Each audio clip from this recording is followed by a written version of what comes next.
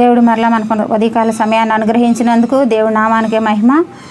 ఈరోజు మన వాగ్దానము రోమీయులకు రాసిన పత్రిక 8:28 దేవుని ప్రేమించిన వారికి అనగా ఆయన సంకల్పము చొప్పున పిలువబడిన వారికి మేలు కలుగుటకై సమస్తము సమకూడి జరుగుచున్నవని ఎరుగుదుము. ఇక్కడ ఆయన మాటల్లో దేవుడు మనకు వాగ్దానం చేస్తూ ఉన్నాడు. ఏమని వాగ్దానం చేస్తున్నాడంటే దేవుణ్ణి ప్రేమించిన వారికి. ఎవరిని ప్రేమించిన వారికి అండి? దేవుణ్ణి ప్రేమించిన వారికి. ఎవరైతే ఆయన్ని ప్రేమిస్తారో, మనల్ని ఆయన ఎప్పుడూ ప్రేమిస్తాడు. మొత్తాన్ని ప్రపంచాన్ని అంతటి ఆయన ప్రేమిస్తూ ఉన్నాడు. కానీ ఆయన్ని ప్రేమించిన వాళ్ళు తక్కువ, ఆయన్ని వెంబడించిన వాళ్ళు తక్కువ. కాబట్టి ఇక్కడ వాక్యం ఏమని సెలవిస్తుందంటే దేవుణ్ణి ప్రేమించిన వారికి, ఆయన సంకల్పము చొప్పున పిలువబడిన వారికి సమస్తము సమకూడు జరుగునని ఎరుగుదుము.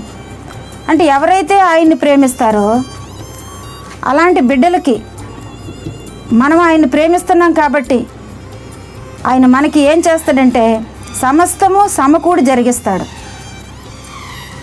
వెంటనే నీకు జరగలేదని కొన్ని విషయాల్లో నువ్వు బాధపడతావు, కొన్ని పరిస్థితుల్లో, కొన్ని సమయాల్లో. కానీ బాధపడవలసిన పని లేదు. ఎందుకంటే ఆయన సమయం వచ్చినప్పుడు తప్పకుండా సమస్తం ఆయన ఏం చేస్తాడు? సమకూర్చి జరిగిస్తాడు. జరిగించడానికి ఆయన మనల్ని ఏర్పాటు చేసుకున్నాడు. నువ్వు ప్రేమిస్తున్నావు కాబట్టి ఆయన నిన్ను విడిచిపెట్టడు.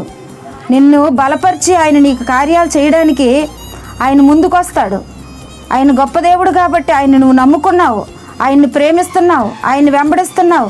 అందుకని ఆయన నిన్ను ఏం చేయాలనుకుంటున్నాడంటే సమస్తము సమకూర్చి నీ జీవితంలో గొప్ప మేళ్ళు, అద్భుతాలు, ఆశ్చర్యాలు చేయడానికి ఆయన ఇష్టపడుతూ ఉన్నాడు.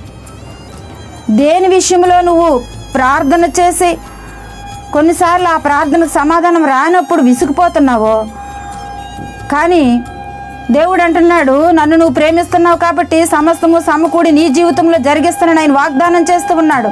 ఆ వాగ్దానాలు మనం స్వతంత్రించుకుందాం. దేవుణ్ణి ఎరిగిన వారికి, దేవుణ్ణి ప్రేమించిన వారికి సమస్తమైన సమకూడి జరిగిస్తాడు. నువ్వు భయపడవలసిన పని లేదు, నువ్వు దిగులు పడవలసిన పని లేదు. ఎందుకంటే ఆయన నీ దేవుడై ఉన్నాడు. ఆయన నువ్వు ప్రేమిస్తున్నావు, ఆయన నువ్వు ఘనపరుస్తున్నావు, ఆయన నువ్వు ఆరాధిస్తున్నావు. కాబట్టి నీ జీవితంలో గొప్ప అద్భుతాలు చేయడానికి, నీ జీవితంలో గొప్ప కార్యాలు నెరవేర్చడానికి ఆయన దేవుడై ఉన్నాడు. ఆయన శక్తి గల దేవుడై ఉన్నాడు. కాబట్టి ఆయన నిన్ను సిగ్గుపరచడు, నిన్ను విడిచిపెట్టడు. నీ జీవితంలో ఆయన నుండి గొప్ప కార్యాలు చేస్తాడు.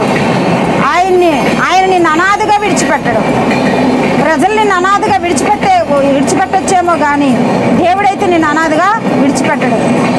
నీవు ఆయన్ని ప్రేమిస్తున్నావు, నువ్వు ఆయన్ని నమ్ముకున్నావు, నువ్వు ఆయన్ని స్తుతిస్తున్నావు. కాబట్టి నీ బ్రతుకులో గొప్ప కార్యాలు దేవుడు చెయ్యాలని నిన్ను ఏర్పాటు చేసుకున్నాడు. ఈరోజు ప్రపంచమంతా కూడా ఆయన ఆరాధిస్తూ ఉన్నది. ప్రతి ఒక్కరూ కూడా ఆయన్ని స్తుతిస్తూ ఉన్నారు. ఇంకా ఎంతోమంది ఆరాధించిన వారు ఉన్నారు, వారిని కూడా దేవుడే సృజించాడు. అయినా అర్థం కాని ప్రజలకి అర్థం చెప్పేలా మనం ఏం చేయాలి? ప్రార్థన చేయాలి. సమకూడి నీ జీవితంలో సమస్తము జరుగుతాయని నమ్మకంతో నువ్వు ప్రార్థన చేయాలి. నిరాశ పడకూడదు. దేవుడు నీ ఆశను తీరుస్తాడు, నీ కోరిక నెరవేరుస్తాడు. దేవుడి మాటలు దీవించి ఆశీర్వదించిన గాక. ప్రార్థన చేసుకుందాం. పరిశుద్ధుడైన దేవా, నీకు స్తోత్రాలు, వందనాలు నాయన. అయ్యా, మా జీవితంలో నువ్వు చేసే కార్యాలు బట్టి వందనాలు ప్రభా. నిజమే, మా జీవితాల్లో నువ్వు అద్భుతాలు, ఆశ్చర్యాలు చేసావు నాయన. ఎన్నో గొప్ప కార్యాలు చేసావు ప్రభా. వాటిని బట్టి మేము సంతోషించాలి. నా జీవితంలో కూడా చేసావు నాయన. ఇదిగో ఈ వాగ్దానాన్ని నాయన ఎవరైతే వింటున్నారో ఆ బిడ్డలందరి జీవితాల్లో మీరు చెయ్యండి ప్రభా. నేను నిరాశ చెందినప్పుడు, కన్నీరు కార్చినప్పుడు, నీ వైపు చూసినప్పుడు ప్రభా, నేను నిన్ను ప్రేమిస్తున్నాను కాబట్టి నన్ను నువ్వు ఘనపరిచావు ప్రభా. ఇదిగో ఈ వాగ్దానం వింటున్న నా బిడ్డలందరినీ దీవించండి ప్రభా. వారి యొక్క ఆశలు మీరు తీర్చండి నాయన. వారి కోరిక మీరు నెరవేర్చండి ప్రభా. వారి సమస్య మీరు తొలగించండి నాయన.